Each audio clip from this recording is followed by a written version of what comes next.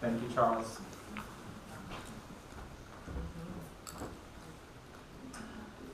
Good morning, everybody. I think over my years I've learned to love myself. Have you learned to love yourself? I've learned to love myself, but I will tell you, most of my prayers involve me saying something like, God, please help me to stop standing in the way of myself.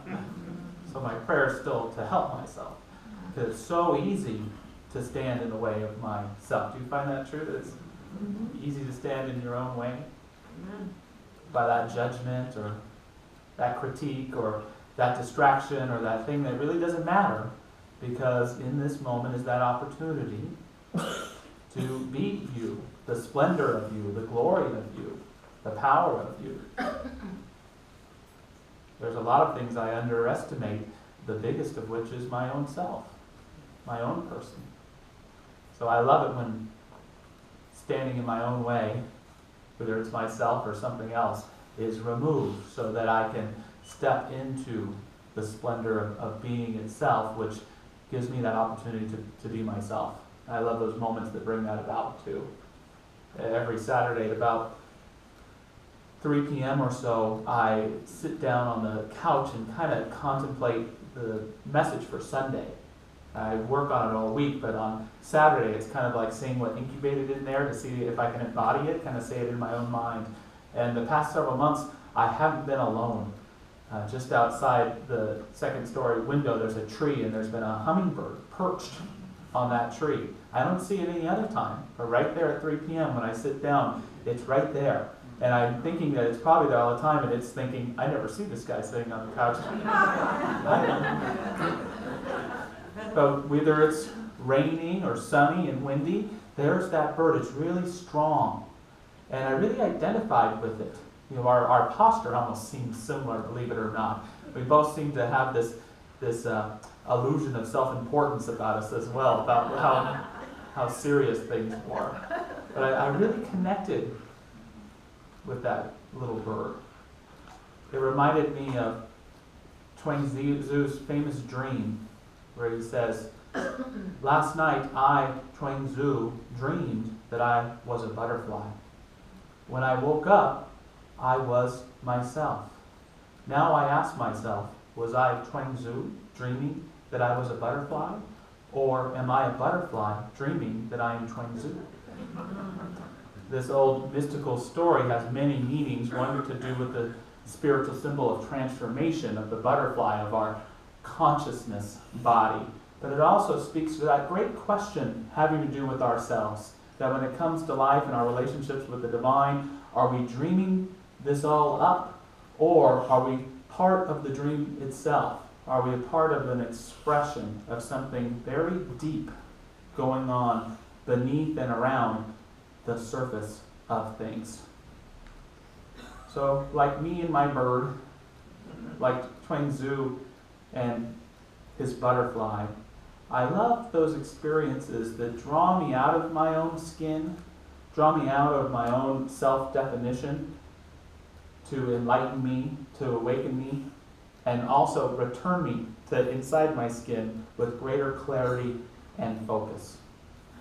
That for me is the beauty of understanding what this thing called you is, this thing called ourselves. Is, can I be conscious enough and willing enough to recognize that all around me are metaphors, symbols, arrows almost, pointing me inward, back to myself, so that I may be a better myself. It doesn't have to just be through nature or through an animal. It could be through a good conversation or a great song or through a moment of solitude within ourselves that brings us back to ourselves and gives us a clue about who we are. This is deep and yet almost impossible to answer question in all of life. Who am I? Who are you? What am I really? It's not an easy question to answer. And we can approach it consciously with life, aware of a relationship with something sacred, with nature, or with the butterfly, or in a conversation, or we can do it subconsciously, where we have a sense of forgetting who we are, and life becomes about teaching us lessons as opposed to living in joy. I don't know about where you're at with that, but I'm a little done with living the life that teaches me lessons and more prepared for living my life in joy. I'm much more into having relationships that aren't about learning experiences, but are about connection and love's expression, right?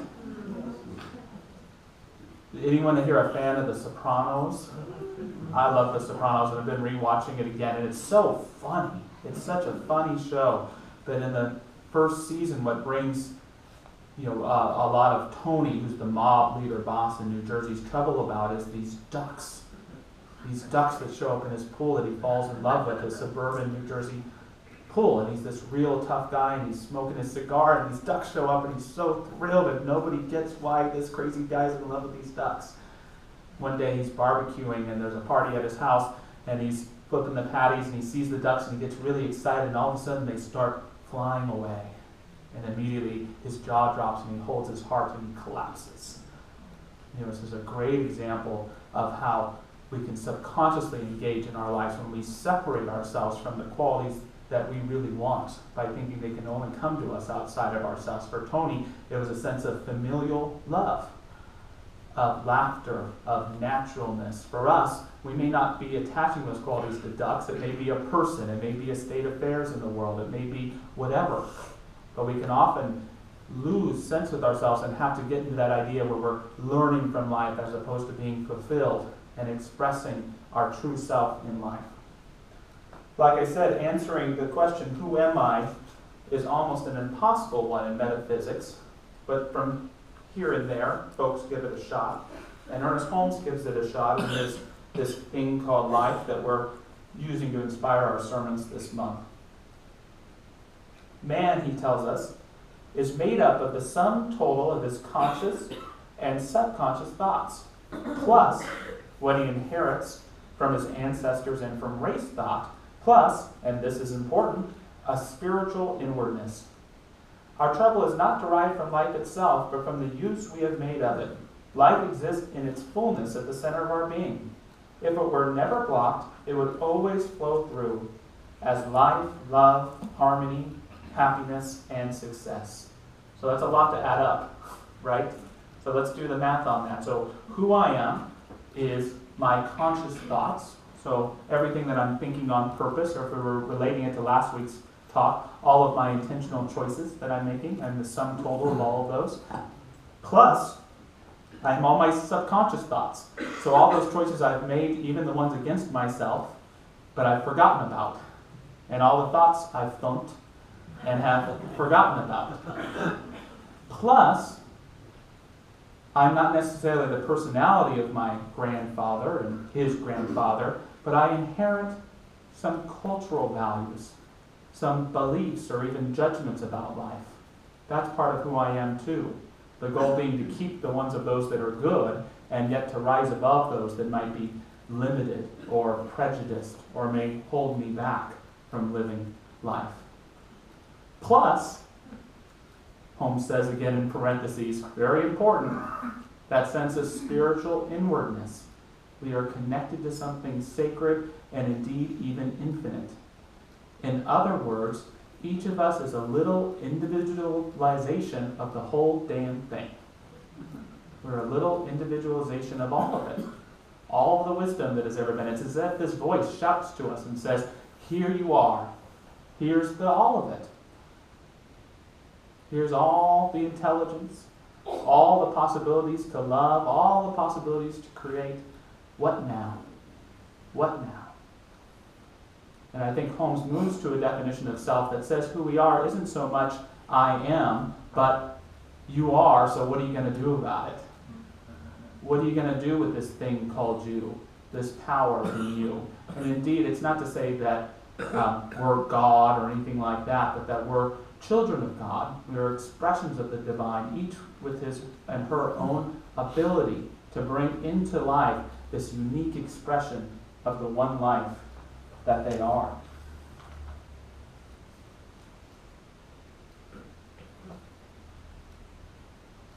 There's a minister named Roger Teal. Some of you knew him because he used to minister out here.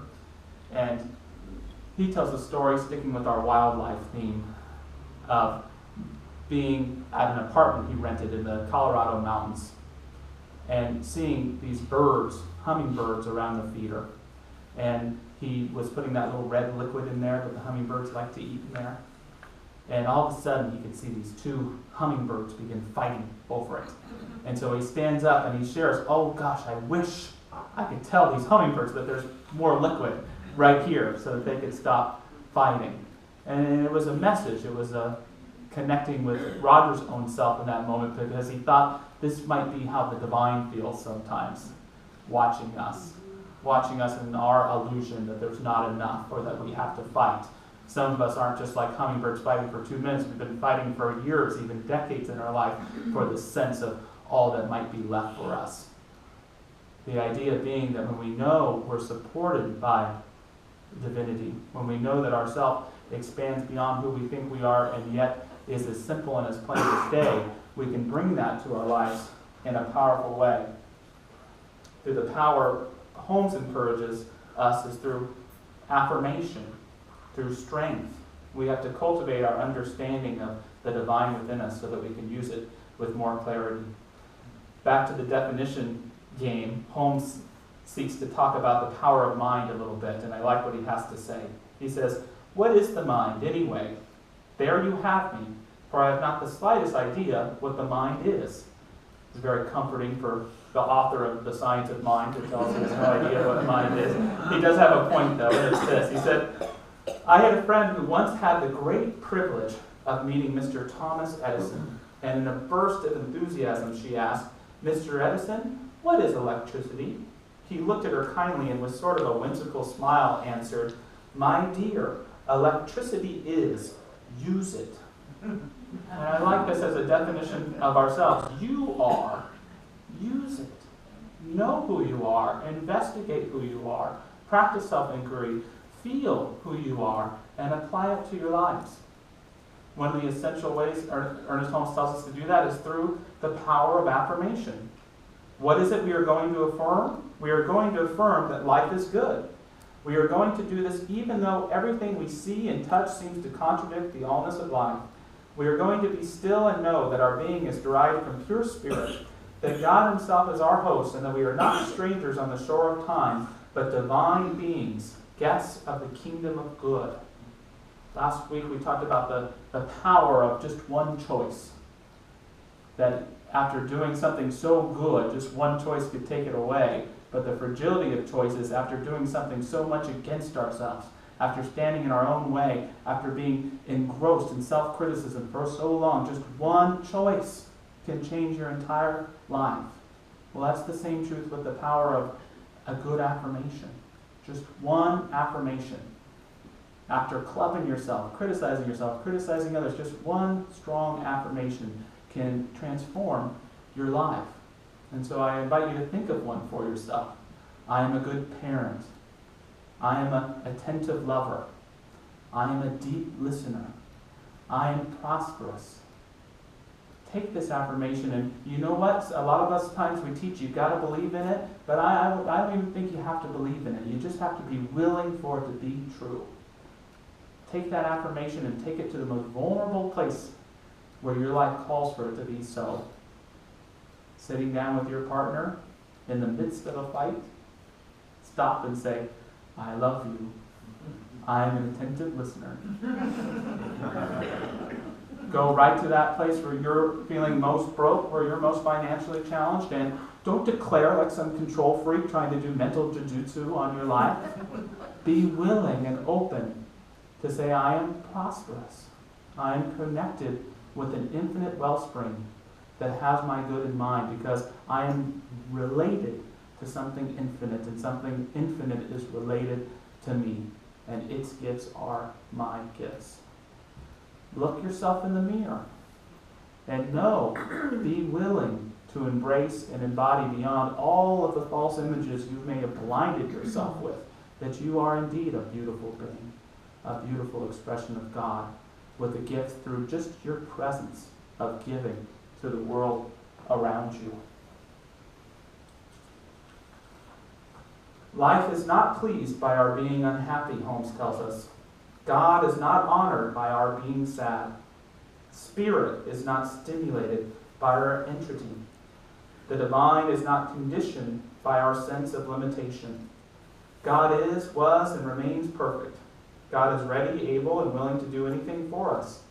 But the Spirit cannot give to us what we refuse to accept.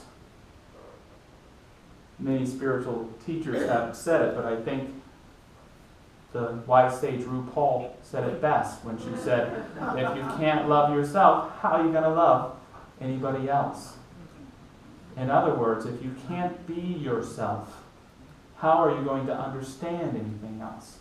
How are you going to come and realize the beauty in another person, or the wisdom in a creature, or the song of life as it expresses itself in nature? We have to cultivate our own understanding of ourselves, and through our own joy, experience the joy in others. Through our own love, experience the love of others.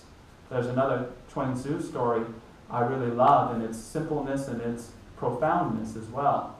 He's walking along a river with his friend Shu, and Chuang-Tzu says to Shu, noticing the fishes jumping over the rocks, he says, look at those fish. In their jumping is all of their happiness. Well, Shu says, how do you know what makes the fishes happy? Chuang-Tzu replies, well, how do you know what makes me happy?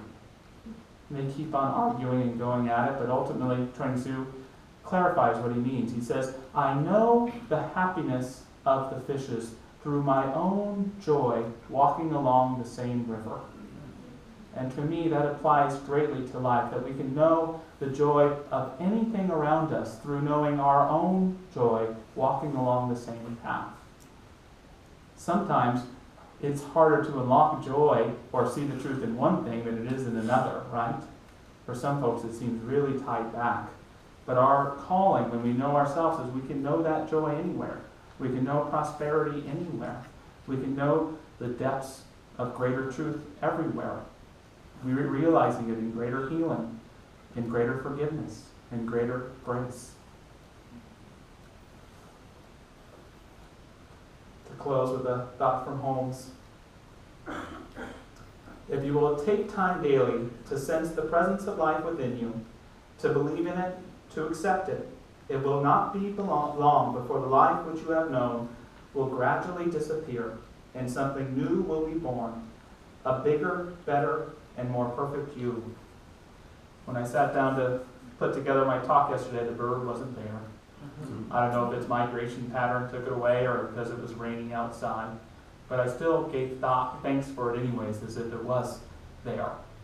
And for me, that's one of the greatest gifts of being ourselves, is the fact that we were able to be present to something in the first place. I'm grateful that I saw that bird, and perhaps you can think of some of those things in your life that may have passed you right by if you hadn't been willing to be a little bit more present to yourself on that particular day. So let us, even if things may seem to be disappearing at times around us, to trust indeed that something new will be born, a bigger, better, and more perfect you. So thank you for your time, everybody. And